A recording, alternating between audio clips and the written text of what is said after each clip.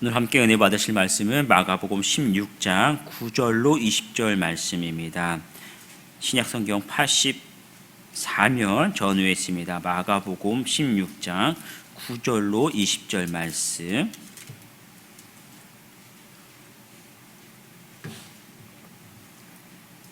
함께 천천히 합독하도록 하겠습니다. 예수께서 안식 후 첫날 이른 아침에 살아나신 후 전에 7 귀신을 쫓아내어 주신 막달라 마리아에게 먼저 보이시니 마리아가 가서 예수와 함께 하던 사람들이 슬퍼하며 울고 있는 중에 이 일을 알림해 그들은 예수께서 살아나셨다는 것과 마리아에게 보이셨다는 것을 듣고도 믿지 아니하니라. 그 후에 그들 중 2 사람이 걸어서 시골로 갈 때에 예수께서 다른 모양으로 그들에게 나타나시니 2 사람이 가서 남은 제자들에게 알렸을 때 역시 믿지 아니하니라.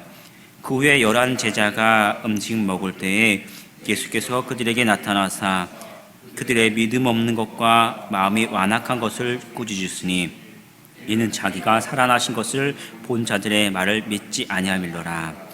또 이르시되 너희는 온 천하에 다니며 만민에게 복음을 전파하라.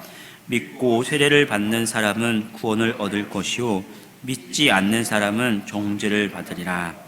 믿는 자들에게는 이런 표적이 따르리니 곧 그들이 내 이름으로 귀신을 쫓아내며 새 방언을 말하며 뱀을 집어 올리며 무슨 독을 마실지라도 해를 받지 아니하며 병든 사람에게 손을 얹은즉 나으리라 하시더라. 주 예수께서 말씀을 마치신 후 하늘로 올라가시사 하나님 우편에 앉으시니라. 제자들이 나아가 두루 전파할 주께서 함께 역사하사 그 따르는 표적으로 말씀을 확실히 증언하시니라. 아멘. 함께 봉독한 말씀 중심으로 복음을 믿으라라는 제목으로 은혜를 나누도록 하겠습니다. 오늘 말씀은 이제 마가복음의 결론입니다. 이제 다 마무리하는 그런 부분이죠. 예수님께서 육신을 입고 이 땅에 오셨고 또 많은 사역을 하신 후에 십자가 위에서 죽으셨고 또 이제는 그 예수님이 부활하신 그 모습을 어제 8절까지 말씀에서 이제 기록을 하고 있고요. 이 본문에서는 그 예수님이 또 부활하신 예수님께서 여러 사람에게 보이시고 또 하나님 우편에 승천하신 그 모습을 우리에게 기록을 하고 있습니다. 9절 10절 말씀을 다시 한번 읽어보겠습니다. 9절 10절 예수께서 안식 후 첫날 이른 아침에 살아나신 후 전에 7 귀신을 쫓아내어 주신 막달라 마리아에게 먼저 보이시니 마리아가 가서 예수와 함께 하던 사람들이 슬퍼하며 울고 있는 중에 이 일을 알림해 9절을 보면 예수님께서 7 귀신을 쫓아내 주신 그 막달라 마리아에게 먼저 보이시죠. 그리고 그 마리아가 여러 사람들에게 그 소식을 알려줍니다. 그런데 어떻게 됩니까? 11절을 보면 이렇게 기록합니다. 제가 읽어드릴게요. 그들은 예수께서 살아나셨다는 것과 마리아에게 보이셨다는 것을 듣고도 믿지 아니하니라 라고 기록을 하고 있습니다. 사람들이 예수님의 이 부활의 소식을 듣고도 믿지 않았다라고 기록하죠. 그리고 이어서 다시 한번 이야기합니다. 12절 13절 말씀 읽어보겠습니다. 그 후에 그들 중 2 사람이 걸어서 시골로 갈 때에 예수께서 다른 모양으로 그들에게 나타나시니 2 사람이 가서 남은 제자들에게 알렸을 때 역시 믿지 아니하니라. 역시 믿지 아니라 이렇게죠. 시골로 걸어가고 있는 2 사람에게 다른 모습으로 다른 모양으로 나타나셨습니다. 그리고 그들 역시도 다른 제자들에게 또 알려주지요. 그런데 13절 말씀을 보면 뭐랍니까? 하반절에 알렸으되 역시 믿지 아니하니라 라고 이야기했죠. 본문을 보면은 예수님께서 부활하신 예수님은 2 번이나 사람들에게 나타나 보이시고 또 그들은 동일한 모습으로 또 제자들에게 이야기합니다. 이 성경에서 2번이라는 이 숫자는요, 어떤 사건에 있어서 정확하다라는 그 확실함을 이야기합니다. 그래서 신명기에서 보면은 재판을 할 때 한 사람이 아니라 두 사람이 와서 증인을 쓰면 그 두 사람의 그 이야기를 증인으로서 받아들이게 되는 것이죠. 한번 어떤 사람이 그런 말을 하면 이 상황 속에서 한번 어떤 사람이 예수님이 부활하셨습니다, 나에게 보이셨습니다라고 이야기를 한다면 사람들이 다 똑같이 힘들고 정말 이렇게 불안한 그 상황 속에 있으니까 저 사람이 힘드니까 불안하니까 슬프니까 저런 모습을 보이는구나라고 하겠죠. 그런데 어떤 한 사람이 아니라 또 다른 사람이 와서 똑같은 이야기를 하면, 다른 상황 속에서 똑같은 이야기를 한다면 그것은 힘든 것이 아니라 자기들도 똑같지만 어떤 동일한 이야기를 하는 그 상황을 바라보면서 뭔가 있구나 라고 생각하게 되겠지요. 그런데 더욱이 중요한 건 뭐냐면 이 제자들이 예수님의 부활에 대해서 전혀 모르는 건 아니었어요. 전혀 부활이라는 사실을 모르는 게 아니에요. 이전에 예수님께서 함께 계실 때도 몇 차례나 고난을 받으시고 십자가에서 죽으심을 몇 번은 이야기하셨단 말이죠. 그러니까 그들이 믿지는 않다 하더라도 적어도 지시적으로는 이 예수님의 부활에 대해서 죽은 그 예수님께서 살아나신다라는 사실을 알았습니다. 그렇기 때문에 이런 지금 상황 속에서 부활이라는, 예수님이 부활하셨다라는 이 소식이 들려질 때는 적어도 이 사실에 대해서 다시 한번 재고할 필요, 무슨 일이 있었다라고 알아차렸어야겠죠. 적어도 그들이 지식적으로는 알고 있었다는 것이죠. 게다가 12절 13절을 보면 정확하게 두 사람이 두 번이나 이야기합니다. 그러니까 그들의 율법으로 봐서도 예수님의 부활에 대해서는 의심할 수 없는 그런 명백한 상황이라는 것이죠.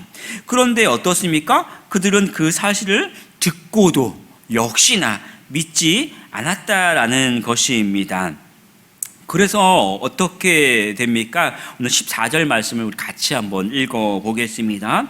그 후에 11 제자가 음식 먹을 때에 예수께서 그들에게 나타나서 그들의 믿음 없는 것과 마음이 완악한 것을 꾸짖으시니 이는 자기가 살아나는 것을 본 자들의 말을 믿지 아니함이로라. 믿음이 없는 것과 마음이 완악한 것을 예수님께서 꾸짖으셨다라는 거죠. 그들이 모르고 무지한 것이 아니라 알며도 듣고도 믿지 아니한 이 사실을 예수님이 꾸짖으셨다라고 이야기하십니다. 부활하신 예수님께서 친히 제자들 가운데 오셔서 그들의 믿음 없는 것을 꾸짖으셨습니다. 제자들은 어떤 사람들입니까? 예수님과 함께 했던 사람들입니다. 그래서 누구보다도 예수님의 많은 그 기적들을 보아서 알았고 또 경험했던 그런 사람들입니다. 예수님에서 더 많이 알고 정확하게 알고 있었던 사람들입니다. 또 예수님이 죽으시고 부활하실 것도 알고 있었어요. 예수님께서 가르쳐 주셨죠. 그런데 정작 그들의 귓가에 예수님이 부활하셨다는 이 소식을 들었을 때는 듣고도 믿지 않았다라는 사실을 오늘 본문에서는 계속해서 기록하고 있습니다. 모르는 것이 아니라 알았어요. 그런데 믿지 않았다라는 사실을 본문에서 기록합니다. 그래서 이제 주님은 그들의 믿음 없는 것을 꾸짖으십니다. 복음의 사실을 지식이나 경험이 아니라 복음의 사실을 들려질 때 우리가 믿음으로 받아들여라 라고 하는 것이 오늘 이 본문의 말씀이고 그것이 이 마가복음의 이 결론입니다. 우리도 신앙생활을 하면서요, 복음이 뭔지 모르는 게 아니죠. 알고 있습니다. 또 예수님이 어떤 일을 하셨는지 우리는 다 알고 있습니다. 또 여러분 상황을 보면 다 우리가 각자의 신앙의 그 경험을 다 했던 사람들이지요. 다 중요한 사건입니다. 그런데 이 마가복음에서 마지막으로 말씀하는 것은 우리가 지식적으로 아는 것들, 우리가 신앙을 경험해서 아는 것들이 아니라 우리가 복음을 들었을 때 아는 것으로 끝나는 것이 아니라 우리가 듣고 믿음으로 반응하고 그 믿음 가운데 우리가 순종하며 살아가라라는 것이 이 마가복음의 이 결론이고 우리에게 주시는 말씀입니다. 우리가 여러분이 하나님의 말씀을 들을 때 우리가 믿음으로 받아들이고 아멘하고 항상 삶 속에서 나타나는 순종으로 나타나는 우리 성도들이 되기를 축복합니다. 이제 15절에서 20절 말씀을 보면 그 후에 마지막으로 주님께서 우리에게 하신 말씀이 이제 너희가 가서 복음을 전파하라라는 그런 말씀으로 결론을 맺습니다. 우리 17절과 18절 말씀을 먼저 한번 읽어보겠습니다. 믿는 자들에게는 이런 표적이 따르느니 곧 그들이 내 이름으로 귀신을 쫓아내며 새 방언을 말하며 뱀을 집어올리며 무슨 독을 마실지라도 해를 받지 아니하며 병든 사람에게 손을 얹은 즉 나으리라 하시더라. 아멘. 귀신을 쫓아내며 새 방언을 말하며 뱀을 집어올리며 독을 마실지라도 해를 받지 아니하며 병든 사람을 고치는 그런 사건들을 믿는 사람들에게 이런 표적이 나타난다라고 주님이 말씀하십니다. 이런 권능은 우리가 전하는 우리가 복음을 전할 때 그냥 말로만 하는 것이 아니라 그 복음에 힘이 있고 권위가 있다라는 이 복음의 권위를 부여하기 위한 이 성령의 역사를 이야기하지요. 어떤 사람들은 이러한 초자연적인 그런 그 역사가 지금은 성경에 기록됐기 때문에 더 이상 일어나지 않는다라고 이야기하기도 합니다. 그러나 예수님은 오늘 말씀에 보면 모든 믿는 자에게 복음 전파의 사명과 함께 이런 성령의 역사가 일어날 것을 이야기합니다. 다시 말하면 우리가 믿음의 확신을 갖고 살아갈 때 복음을 전할 때 이러한 역사가 우리에게도 동일하게 일어납니다. 그것이 주님의 약속이죠. 그러니까 지금 시대를 보면 이런 역사들이 굉장히 그렇게 강하게 나진 않는다라는 거죠. 그러한 이유는 더 이상 이 성경이 기록되어서 성령이 역사하지 않는 것이 아니라 우리의 믿음이 연약하기 때문에 그만큼 강하게 나타나지 않는다라는 것이죠. 또 한편으로는 우리가 어떤 초자연적인 역사만 바라보는 어떤 신비주의 그런 모습을 이야기하는 것이 아니라 복음을 전파하면서 우리가 전하는 그 복음 안에 우리의 믿음의 그 확신과 이 권능의 모습을 가지고 담대하게 복음을 전할 수 있어야 합니다. 다시 한번 말씀을 보면요, 귀신과 악한 영의 세력에게 매어 사는 사람들이 우리가 복음 속에서 내어 자유하게 해 줘야겠죠. 이 성경의 시대에는 굉장히 귀신 들린 사람들이 많이 있었죠. 왜냐하면 예수님이 오시기 전이었기 때문에 그만큼 어둠의 영에 갇혀 있는 사람들이 많이 있었습니다. 이 귀신이라는 모습을 우리 눈에는 오늘날은 많이 보이지 않지요. 역시 이게 어두운 그런 사람들이 많이 있긴 있습니다. 세상 사람들을 보면 어떻습니까? 이 시대의 사람들, 음란, 도박, 중독, 다양한 중독들이 많죠. 중독, 우울, 자살, 이런 사람들이 오늘날 얼마나 많이 있습니까? 그러니까 그 사람들의 삶을 보면요, 자살, 우울, 오늘날 여성들의 비율도 보면 질병적으로 보면 우울이라는 것들이 굉장히 많이 있어요. 오죽하면 그 옥스퍼드 세계 사전에 보면 오늘 한국 사람들이 화병이라는 이 한국말이 이 영어 사전에도 등록돼 있다라고 하잖아요. 이런 것들. 그런 것들이 꼭 귀신 이렇게 딱 단정져서 정하는 것이 아니라 우리가 복음을 받아들이고 또 많은 사람들에게 복음을 전할 때, 믿고 복음을 전할 때 그런 어둠 속에 쌓여 있는 사람들에게 예수 그리스도의 복음으로 그들의 우울과 답답함과 또 음란과 도박과 중독이라는 이 어둠 영역 속에서 그들을 해방시켜 주어야 되는 거예요. 능히 우리가 복음으로 감당할 수 있는 모습들이죠. 또 오늘 성경을 보면 방언에 대해서도 이야기합니다. 방언은 어떤 신비주의적인, 우리가 흔히 이야기하는 이렇게 막 뜨겁게 기도할 때 울랄랄랄랄랄라 하는 그러한 신비주의적인 모습을 이야기하는 게 아니에요. 성령이 임하셨을 때 사도행전을 보면 각 나라 말로 방언을 하기 시작하죠, 사람들이. 그리고 그 방언을 어떻게 됩니까? 그 방언 받은 사람들이 이 박해가 와서 전역으로 흩어졌을 때 그 방언으로 복음을 전하게 됩니다. 그러니까 당연히 이 방언이라는 것은 어떤 신비한 모습을 보여주라는 그런 모습이 아니라 우리가 복음을 받아들이고 우리의 모습, 우리의 언어로 우리 이웃들에게 예수 그리스도의 복음을 담대하게 전하라는 것입니다. 오늘날은 우리에게 있어서 어떤 신비주의였던 어떤 이런 방언이 아니라 이 시대의 사람들을 보면 어떻습니까? 교통이 매우 발달해서 옛날에는 또 해외 나가는 거 굉장히 어렵게 생각했잖아요. 그런데 요즘 어떻습니까? 비행기 값도 싸져가지고 휴가철만 되면 해외 나가는 것이 굉장히 자연스러워졌습니다. 아이들도 교통이 발달하고 매스미디어가 발달해서 그 많은 것들을 통해서 더 좋은 모습으로, 더 유익한 모습으로 우리가 복음을 전할 수 있습니다. 또 성경 오늘 말씀을 보면 암과 또 각종 질환, 질병들을 전한다라고 고쳐준다라고 했죠. 암과 각종 질환, 또 여전히 병명도 모르는 이런 질병 속에서 고생하는 수많은 우리의 이웃들이 얼마나 많습니까? 그들에게 가서 우리는 예수 그리스도의 복음을 전파하고 그들의 영혼을 구하고 또 하나님의 은혜로서 그들의 생명을 구할 수 있는 그렇게 우리가 예수님의 이름으로 함께 기도해 주어야 합니다. 주님은 우리에게 복음을 전파하라고 명령하셨고 이러한 권능으로 우리와 함께 하신다라고 말씀하셨습니다. 그것이 마가복음의 결론입니다. 우리가 예수님을 믿고 담대하게 여러분 주변의 이웃들에게 가서 그들에게 복음을 증거하고 그들의 이 악한 영 속에서 해방시켜주고 또 담대하게 이러한 하나님의 은혜로, 하나님의 능력으로, 권능으로 살아가야 합니다. 19절 20절 말씀 같이 한번 읽어보겠습니다. 주 예수께서 말씀을 마치신 후에 하늘로 올려지사 하나님의 우편에 앉으시니라. 제자들이 나가 두루 전파할세 주께서 함께 역사하사 그 따르는 표적으로 말씀을 확실히 증언하시니라. 말씀을 마치시고 예수님은 하늘로 올려지사 하나님 우편에 앉으셨다라고 기록하고 있습니다. 그러니까 우리가 이렇게 이 말씀을 이렇게 보면요, 예수님이 우리를 떠나셔서 하나님께 가셨구나라고 그렇게 이해하게 됩니다.